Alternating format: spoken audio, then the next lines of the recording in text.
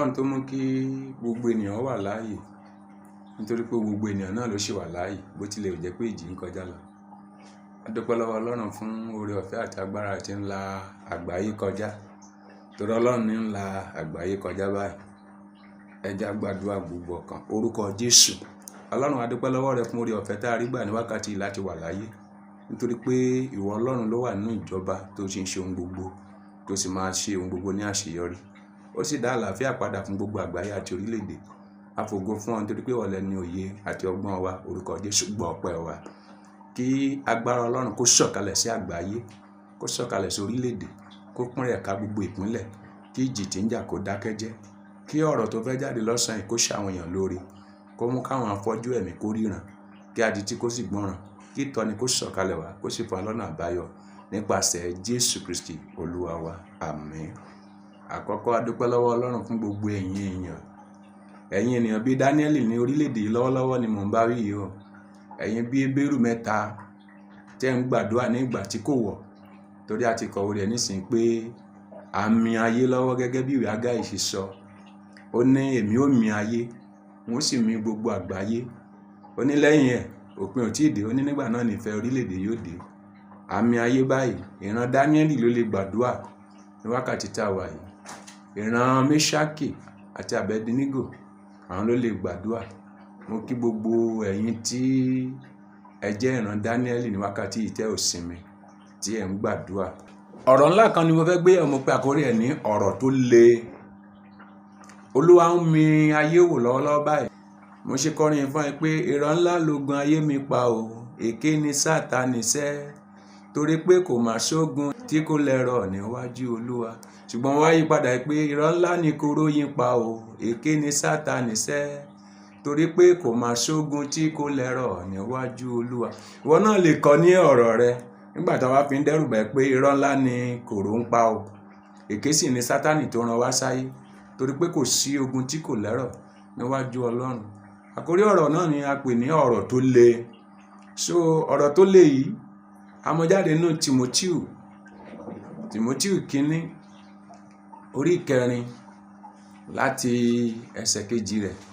Ó ń bá wọn sọ̀rọ̀ nígbà tí ó le. Pọ́ọ̀lù ránṣẹ́ sí Tímótíù pé a wà ní ìgbà tó le. Ìgbà tó le yìí ó jẹ́ ìgbà tí ọ̀rọ̀ korò létí àwọn ènìyàn, ni Pọ́ọ̀lù fi ránṣẹ́ sí Tímótíù ńgbà náà pé ọ̀rọ̀ tí ó tẹnu rẹ̀ jáde yóò le, ṣùgbọ́n líle ọ̀rọ̀ náà á dàbí egbò kíkẹ̀, nítorí pé ẹ̀kọ́ ti pọ̀ nínú ayé. Àwọn ọmọ Ọlọ́run, ṣé a ti jí sínú àdúrà? Àbí lórí òfin náà la sì dúró ṣá? Mo fẹ́ kó mọ̀ wípé àwa ni Ọlọ́run ń dóde ká sọ̀rọ̀. Ó dìgbà tá a bá sọ̀rọ̀ kí Ọlọ́run ó tó gbọ́. Tí a bá sọ̀rọ̀, Ọlọ́run ò ní dáhùn. Ẹ má gbàgbé ìṣẹ̀lẹ̀ ti ibodè Samaria níjọ́sí náà.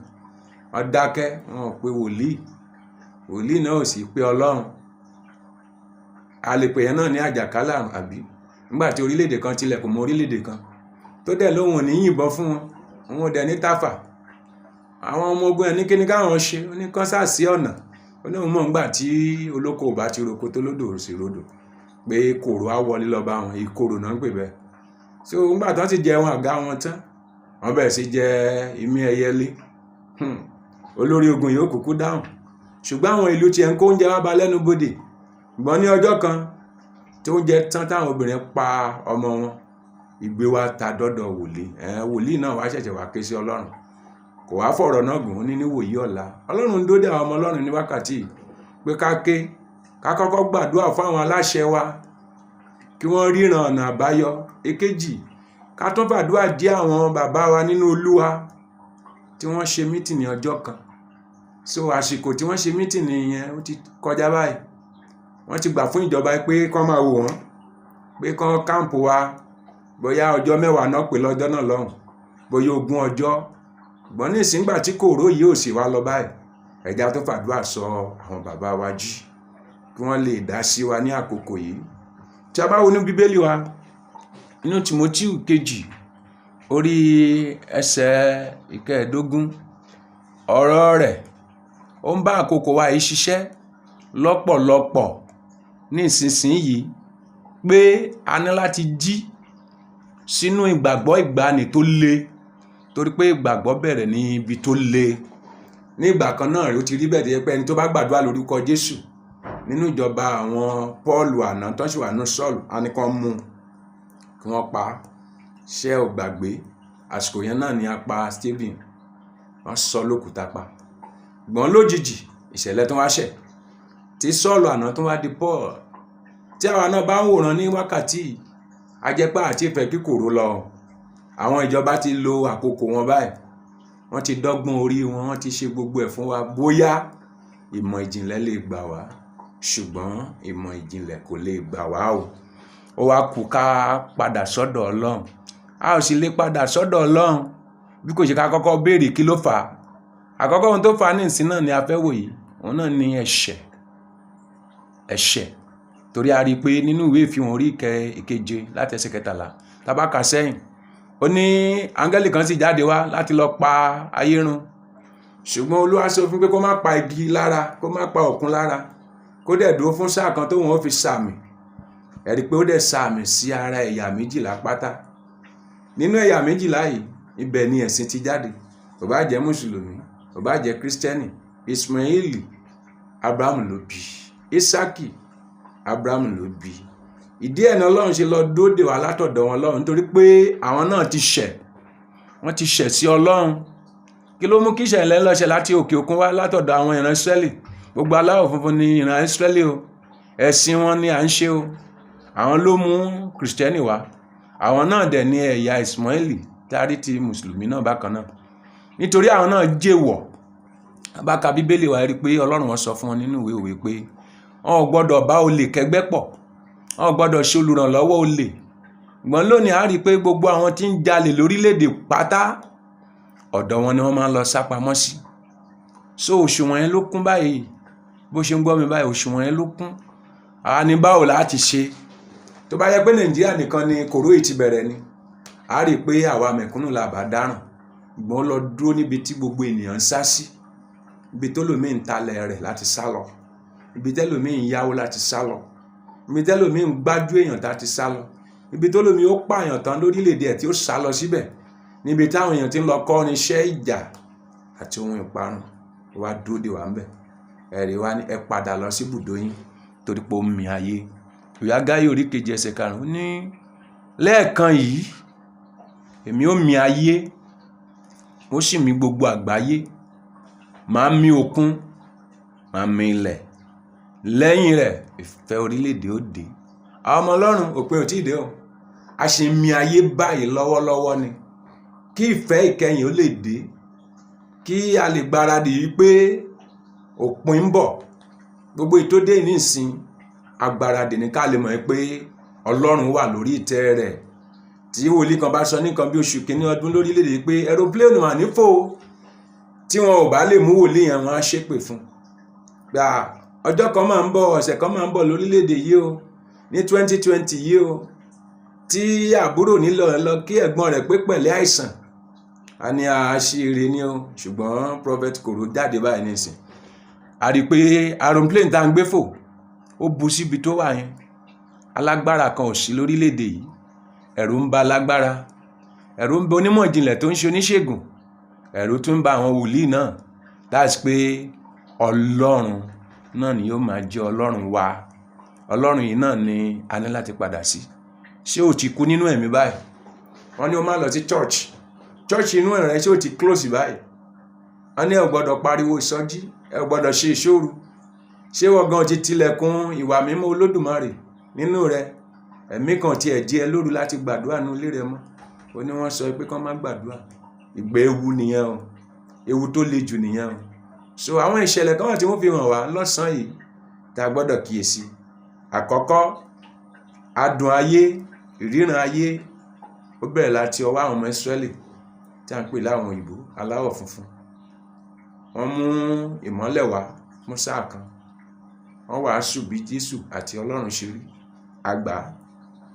Nípa wọn náà, Ismaili náà tún mú tiẹ̀ wá, ẹ̀sìn Islam, a pè ní ẹ̀sìn àlàáfíà, àgbà. Àwa mọ àwọn iṣẹ́ òkùnkùn yàtọ̀ sí iṣẹ́ ìmọ́lẹ̀. Náà nígbà tí ọrọ̀ dé, Ọlọ́run tún wà wọn náà, wọ́n wá ń fi ìwà àti ìṣesí yìí rẹ́ orílẹ̀-èdè àti àgbáyé jẹ nítorí pé wọ́n lágbára. Wọ́n kó olè mọ́ra, wọ́n kó jìbìtì mọ́ra, àwọn gan fúnra wọn ò tẹ́ ráyè sin Ọlọ́run baba ńlá wọn mọ́. Èèyàn mi nínú Olúwa àti wọ́n tó ń gbọ́ mi lọ́sàn-án yìí, kíyèsí àkókò àmì òwò láwa yìí.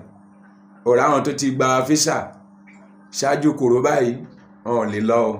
Láti pé ìdájọ́ kan ń bọ̀ tẹ́nikẹ́ni ò lè yẹ̀. So onígbàgbọ́ wọ́dọ̀ mọ̀ pé a ní láti jí lójú oorun wa nítorí pé èyí tó ju eléyìí lọ ó yìí tún bọ̀. Ìjọ tí ẹ̀ka ìfihàn ẹ pé áńgẹ́lì kan ṣe ń bọ̀ tó máa dáwọ́ atẹ́gùn dúró. Atẹ́gùn ò tí ì dúró o. A ṣe ń gba atẹ́gùn báyìí. Tíyẹn bá wá dé ńkọ́, ṣá ti jí tàbí tá a sùn. Lórúkọ Jésù Kristi a ò ní bá ogun kòró yìí lọ. Bíbélì sọ fún wa nínú ìwé òwe rẹ̀. Ó ní orúkọ Olúwa eléṣọ́ agbára ni. Olódodo sáwọ ọbẹ̀ ó yè. Ilé Olúwa la ti tì yí o. Wọ́n ti ti tiẹ̀ náà.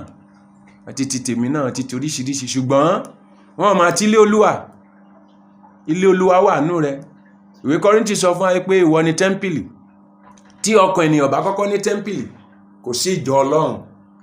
Àwọn nǹkan tó ń ṣẹlẹ̀ lóde òní nìyẹn. Bí ọkàn bá kọ́kọ́ ní tẹ́ḿpìlì rẹ̀, that's pé ìgbàlà ọkàn. Irú ọkàn bẹ́ẹ̀ yẹn kò sí ohun tó lè ṣe níwájú Ọlọ́run nínú ìjọ rẹ̀ tó lè yege. Ó gbàdúrà pé lórúkọ Jésù òye ọ̀rọ̀ Ọlọ́run yóò yé wa sí. So nísìn Olúwa ń pè ọ́ sí ìrònúpìwàdà. Kòró tó táyé mọ́lé yẹn tó mú ẹ kó níbi ọtí mímu yẹn, ó ń kọ́ ẹni pé ọtí kì í ṣe ayọ̀ rẹ.